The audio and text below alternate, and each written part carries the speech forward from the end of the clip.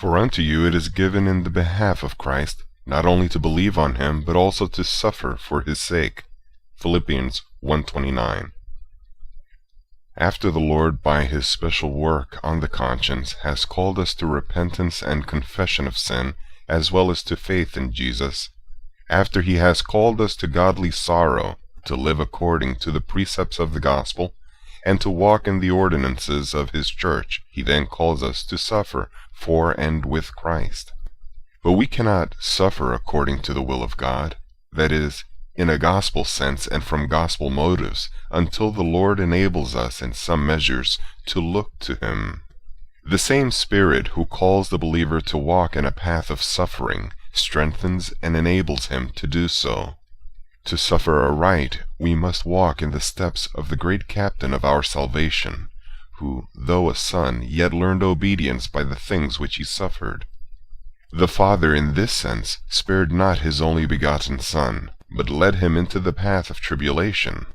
If the Lord of the house, then, had to travel in this dark and gloomy path of suffering, can his disciples escape? If the captain of our salvation was a man of sorrows and acquainted with grief, must not the common soldiers who occupy the ranks of the spiritual army be baptized into the same sufferings, and taste in their measure of that cup which he drank to the very dregs? Thus every child of God is called, sooner or later, to suffer with Christ, and he that suffers not with Christ will not reign with him. 2 Timothy chapter 2, verse 12.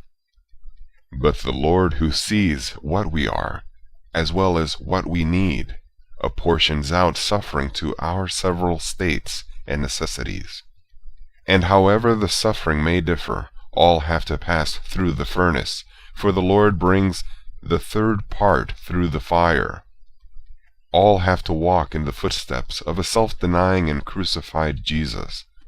All have painfully to feel what it is to be at times under the rod, and experience those chastisements of God whereby they are proved to be sons, and not bastards.